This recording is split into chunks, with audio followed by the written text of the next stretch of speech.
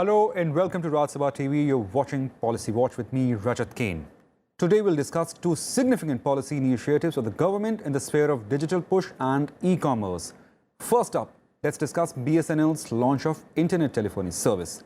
This week, the BSNL launched a new internet telephony service, Wings, which allows the users to make calls from Android, Windows and Apple-based mobile devices, tablets and laptops without using their SIM cards, utilizing internet service of any operator. Now, how will it work? You can make unlimited calls to any network in the country with a one-time registration charge of Rs 1,099 only. The users can download the app Grandstream Wave, after which they'll receive a 10-digit virtual phone number along with connection through which they can make and receive calls. Now, barely 2 weeks after its launch on July 11th, Wings has received more than 4,000 bookings for activation. It's a good start in one more dimension of government's Digital India push. To discuss more on this, I'm joined with Ganapathy Subramaniam, Chief of Bureau, Puthiya, Thalaimurai. He's also a telecom expert, and Manu, President, CMAI. Gentlemen, welcome to the show. Thanks. After. Manu, I'll start with you. How far you think this policy would be helpful in government's Digital India push, given they're exploring new dimension in the digital outreach? So, Rajat, taking a lead from your point, from a government Digital India push, it's a very good initiative. But at the same point of time when the initiative has been taken, it raises a lot of questions with us that how this initiative will work, how it brings the benefit to the consumers. And when we talk about that, the key USP of this initiative is that we can talk from one platform to the other, which means that it's not mandatory for me to have Wings and you to have Wings. Even if you're on WhatsApp, I can call you. That opens the Pandora's box. That opens the lot of paradigm also. How it actually works from a consumer perspective. What kind of services are being rendered, because we say it's dependent on to the third-party operators, which means our mobile operators. So from an initiative perspective, I feel it's a good initiative. It's a good start because there are a lot of consumers who still have trust, confidence on BSNL as an entity. But the more thing to watch is that how it actually serves into the market. How do they deliver the services? How it actually gets executed? What's the quality of the call we talk about? Because we know the kind of concerns we have in our country in terms of data connectivity, the quality of the voice call, qualities of the data that we are getting across different pockets of our cities, countries, and the way this whole telecom industry is growing, and it's growing towards convergence. We all are talking about new innovations. We are talking about IoTs, and we are talking about artificial intelligence. We are talking about all these platforms. So from a Digital India push, I think it's a very good initiative from a government-owned body coming up, which will bring the confidence. And at the same point of time, it raises the expectations from the users also. Now it's up to us and to this government body to see and understand that how they're able to deliver on their expectations. So I will be more keen to understand on the expectations. Right, Ganapathy, to you, you've covered this sector very close for many years now. When it comes to any new service of telephone, the first thing in mind comes to whether it will be cost effective for the consumers, for the users. How do you see this new policy new initiative by BSNL Waves? Rajat, it's very good to price it at a very competitive range. 1,099 for one full year is nothing. Many people will be ready to take it. But at the same time, today, when you make a call on WhatsApp, it's completely free. Only thing is you also need to have a WhatsApp. Or I can do it with Google or many other services like FaceTime, etc. It's possible. And also, what will be the 1,099 rupees that I pay, or whatever amount, whether it may be changed tomorrow, what will it give me in addition to what I already have through a WhatsApp call? What will be the quality of the call? Will it be better quality? Or will it have better connectivity or assured connectivity, etc.?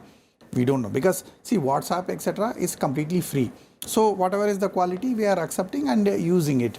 Similarly for Google. But this one, when there is a paid service, consumer will definitely expect a certain quality, minimum specification of voice, clarity, etc. And it will be dependent on the Wi-Fi connectivity that you have. So it will not be completely under the control of BSNL. The Wi-Fi connectivity you have maybe some other service provider. It may be MTNL, it may be Jio, it may be Vodafone or Airtel, anybody. So therefore, this is the first question mark. Secondly, you are making a call with this app and the call has to terminate. The person whom you are calling, he has a number. That number is given by a particular service provider. So whether BSNL will tie up with all these people and provide this service. Otherwise, it may not be technically possible to provide this service. And for that, they will ask for a charge. BSNL has now fixed a charge. What will be the share of the other guy? So that is another question. 2. Third, they are saying you can call any Indian number. So which means I cannot call my relative or friend whoever is living in Australia, Japan or anywhere.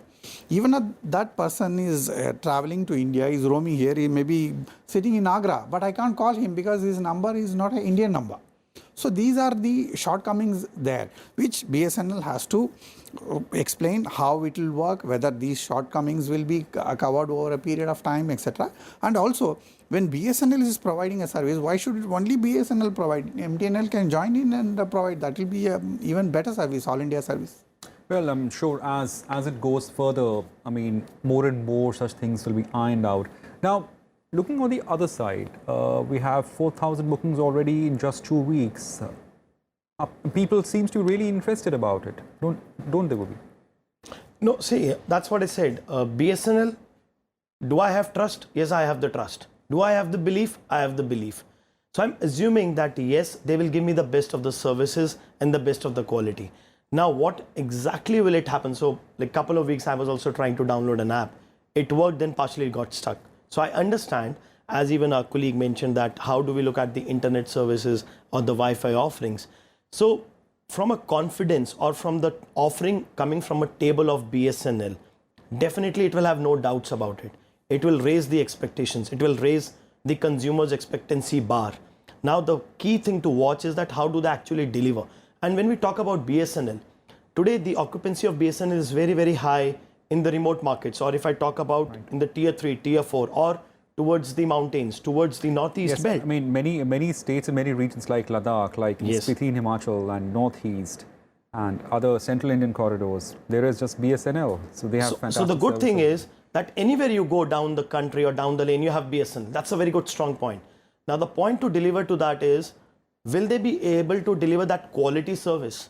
Or how do they patch that up so that me as a consumer, I'm a happy consumer?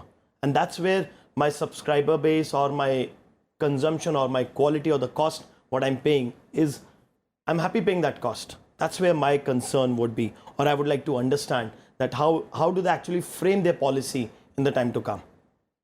And this is my question to both of you. I'll start with you, Ganapathy. Like in WhatsApp, we have the calling is from WhatsApp to WhatsApp. If somebody has an iPhone or any Apple device, FaceTime and iMessages are again device to device.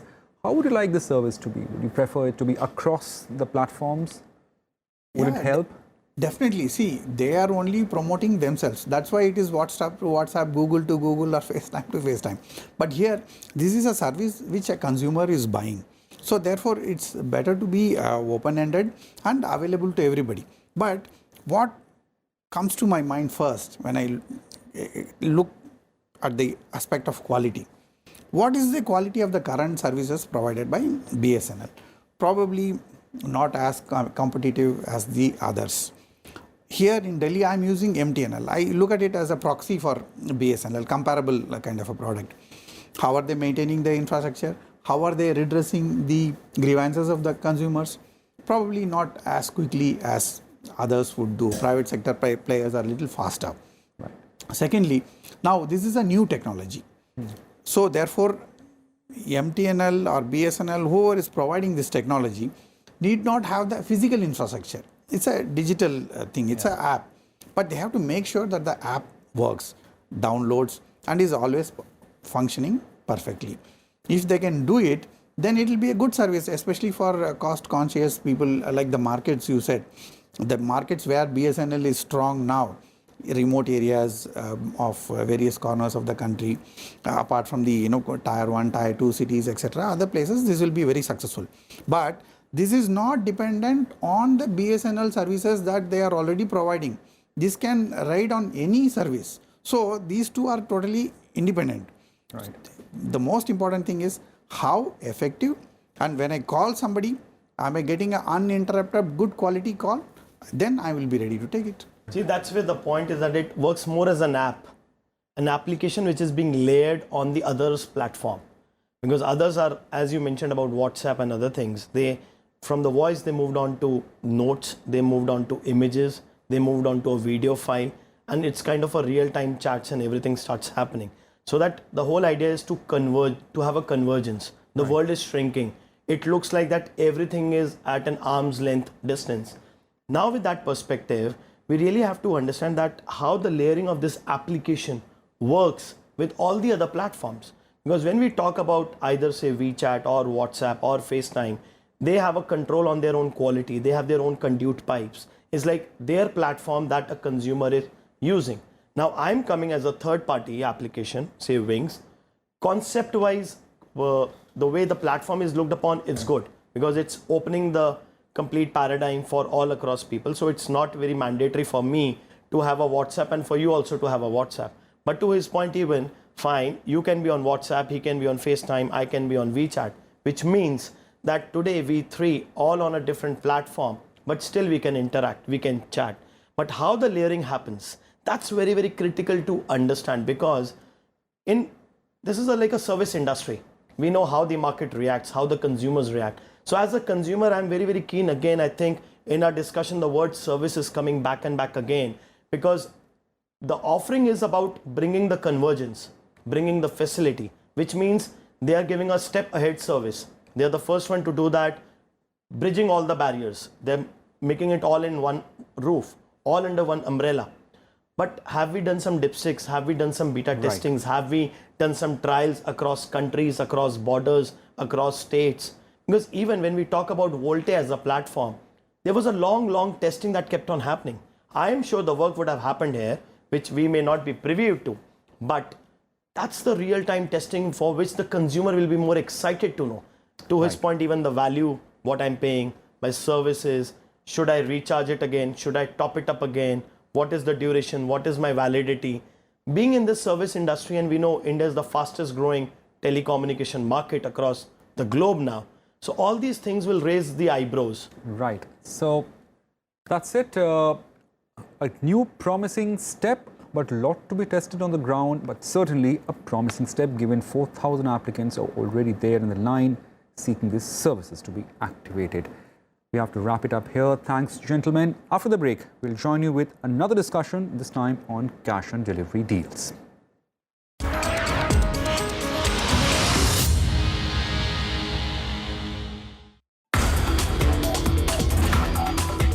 People do not understand the importance in conserving the biodiversity, protecting the biodiversity. All the 29 states are now having the state biodiversity boards. As far as conservation is concerned, almost 1,561 species. We have just told that these are the species which have to be protected in almost 17 states. We have facilitated in creating the biodiversity heritage sites. There are opportunities, but people normally don't take up the opportunities or take up the challenges because they shy away from that. Watch Eureka with Dr. Meena Kumari, Chairperson of National Biodiversity Authority at Chennai. Saturday 4 p.m. and Sunday 12 noon only on Rajya Sabha television.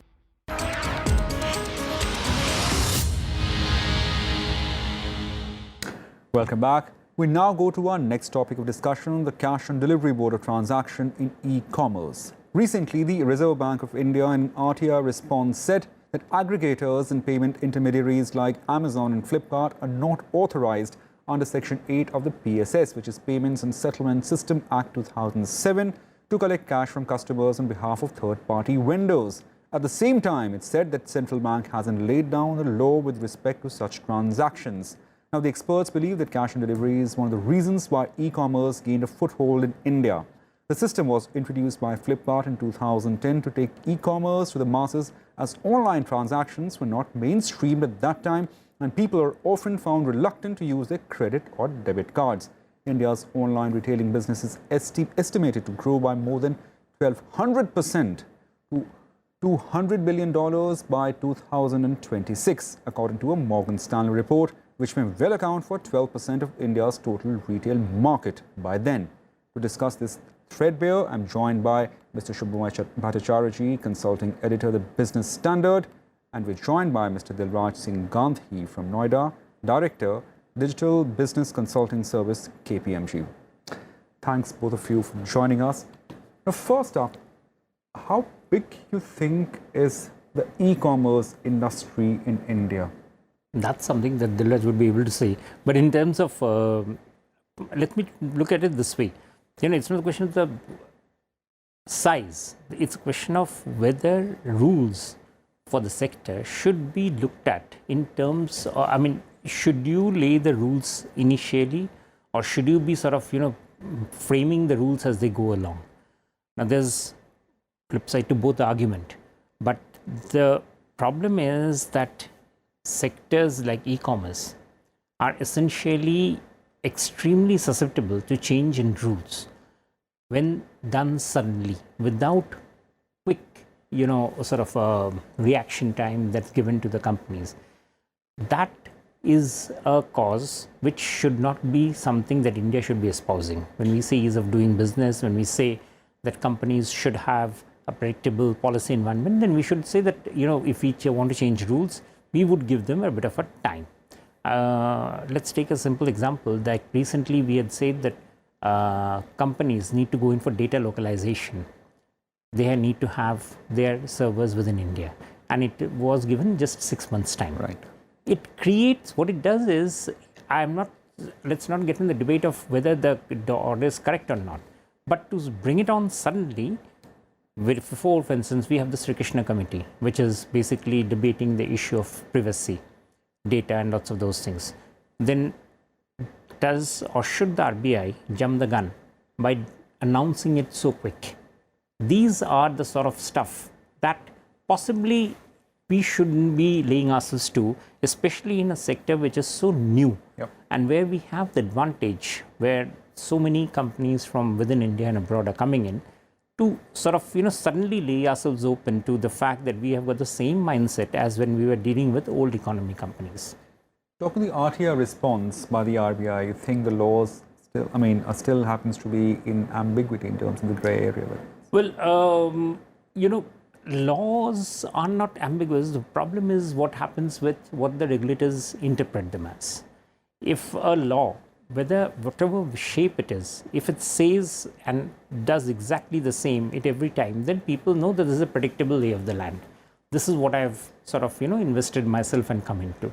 But if it changes, if the nuances change, then it becomes difficult for companies. The reasons why we are here discussing it today is precisely because of this problem, that we are not sure which way it will be interpreted. That is not something that you would want to happen in a sector where we are saying the numbers are also massive, multiples of billions of dollars, that this sort of thing should happen.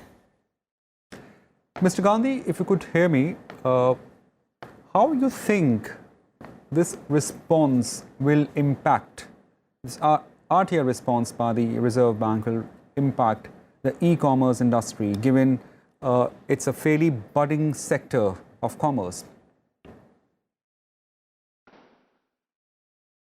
So you are absolutely right. In fact, I agree with the panelist that look, the issues are in terms of the interpretation of the clauses. Even if you go for the Complete Payment and Settlement Systems Act 2007. Now the question is that can we go 100% online? No. Can we ignore the e-commerce sector, though it is susceptible to many ifs and buts? No. It's one of the largest internet economy contribution in the country, and it's going to surpass US in terms of e-commerce by 2026, if I'm not wrong. So the question is that how can we really reinforce the rules and regulations and make the interpretation clear, specifically going by the fact that let's not ignore the fact that e-commerce needs a lot of trust factor to survive and sustain, and I'll say Flipkart did a fantastic job in creating that trust, what we talk about e-commerce in 2010 when they started COD. Now that model will be replicated in tier 3, tier 4 industries or in sectors also, where now the economy is going to boom, the internet is going to penetrate in rural areas, semi-rural areas, and the offline payment will be one of the mode of payment. And I believe few of the reports also say that by 2025 we'll have 40% offline or cash payment still going on. If that is the case, then I think there is a need for relook into the overall regulation system rather than blinking the eyes, number one. Number two, when we talk about this e-commerce, you talk about Amazon and Flipkart or Myntra, Snapdeal of the world, but then let's not forget the logistics and the supply chain piece. Since ages, the logistics companies had been operating on COD model, and in fact now it will become far more complicated with the last mile delivery also getting connected to these companies, and they are also collecting on behalf of the customers. So all those needs to be covered up, number one. Number two is very important to understand, and let's have little empathetic view with the service providers, platform providers, that they incur a lot of cost in terms of cash on delivery. Currently, more or less 40 to 50 rupees is spent on cash on delivery transaction with possibility of return also, possibility of loss of money, etc., and then reconciliation with the merchants. It's a huge amount of headache with the government also to reconcile the cash payment, etc. So I think there is a need to relook in the overall regulation if there's a RTI which has actually come at the right time.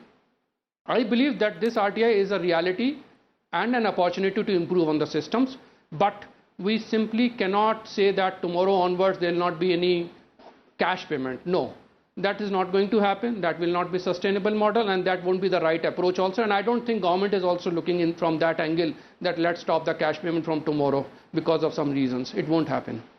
Mr. Gandhi, looking at the macro picture, are there any figures that segregates the number of consumers which had preferred, or rather in a given market, we have a certain percentage going for the cash on delivery and certain percentage preferring the digital mode of payment? Yeah, in fact, if I look back, I'll take a picture of last 4 or 5 years. Initially when the e-commerce was coming up, more or less 70 to 80% was cash and remaining 20% was online net banking. And probably it was because of the, not only related to trust, but also the penetration of net banking and credit card in various areas. Now with that penetration, the number of cash has reduced. It went drastically down in 2016 onward after beginning a lot of digital initiatives in terms of payments and etc. It came down to as low as 40 to 45%, I will say, as cash and remaining as net banking through our mobile wallets. But last year figures shows that it has further started increasing. The cash transactions have started increasing. There could be two reasons. One, a lot of tier 2 and tier 3 pin codes are being added up by the service providers, platform service providers, e-commerce service providers, hyper-local service providers. So there the penetration is low, the trust level is low, the credit card has to really penetrate in those cities, and they are also testing the waters. So probably that's another reason why it has gone up. But I believe by another 5 to 7 years, it will stabilize to 30-35% in terms of the cash and remaining on the online payment. There's another very important thing. Look, e-commerce will also have some very innovative payment models. Currently, for example, I'll give you a simple example. If you ask for a mobile phone which is worth 15,000 rupees and you ask for cash on delivery, and the person who comes gives the mobile phone and wants to collect money, you as a consumer may say, I don't need it. It's a huge loss. Tomorrow, maybe the e-commerce company may look for some model which could be a multi-payment model. Like, for example, I ask for 30% advance through online and remaining 70% on cash. And maybe something like out of 30%, 5% or 1%, 2% could be non-refundable. So we need to look and give a holistic view when we are looking into overall picture of now payment and payment settlements and dispute settlements from various other angles. Right. Sure, why, as Mr. Gandhi cited, that this RTI happens to be the right opportunity to see the policy threadbare and analyze whether some streamlining is required. Is it? Well, yeah, essentially, payment is something which, among all the internet avenues that are coming up, payment is not just payment, it's also one of the biggest business opportunities that is coming up. And India and China are leading the market for payment systems. Europe was actually a straggler, and even in USA, while lots of companies did come up, the payment ecosystem, the internet-based payment ecosystem hadn't really taken off. This was something on which, as a late mover, India and China have actually jumped. And it's been a huge movement ahead. We need to take this as an opportunity rather than as, you know, something to be also integrated with the banking system, which may not be all that good. Because while the banking system has its own ability, it's not necessarily being the one which has actually understood the payment ecosystem's drive.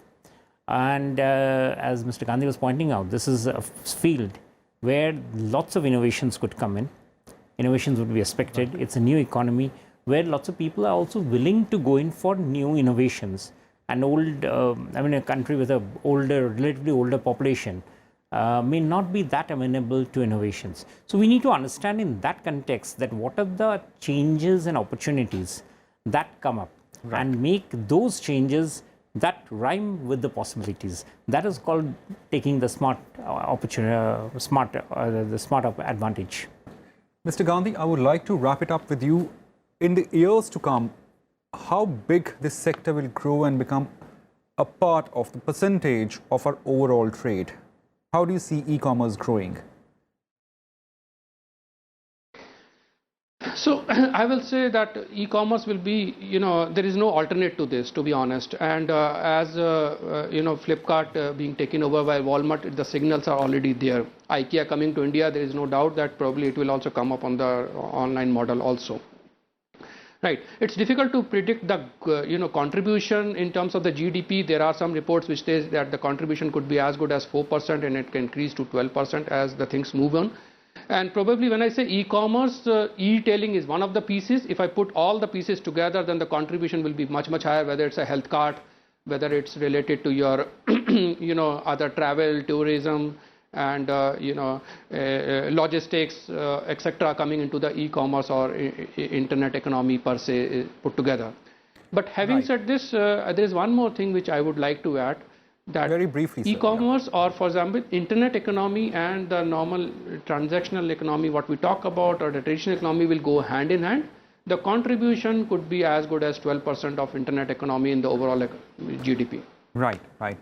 Thanks both of you for joining us. So e-commerce certainly has a long way to go in the Indian industry, and this RTI response by the RBI seems to be an opportunity to streamline legal framework as far as the cash on delivery mechanism is concerned. Thanks for watching Rajat TV and Policy Watch. In next episode, we'll get you more on the policy initiatives of the Government of India. Thank you.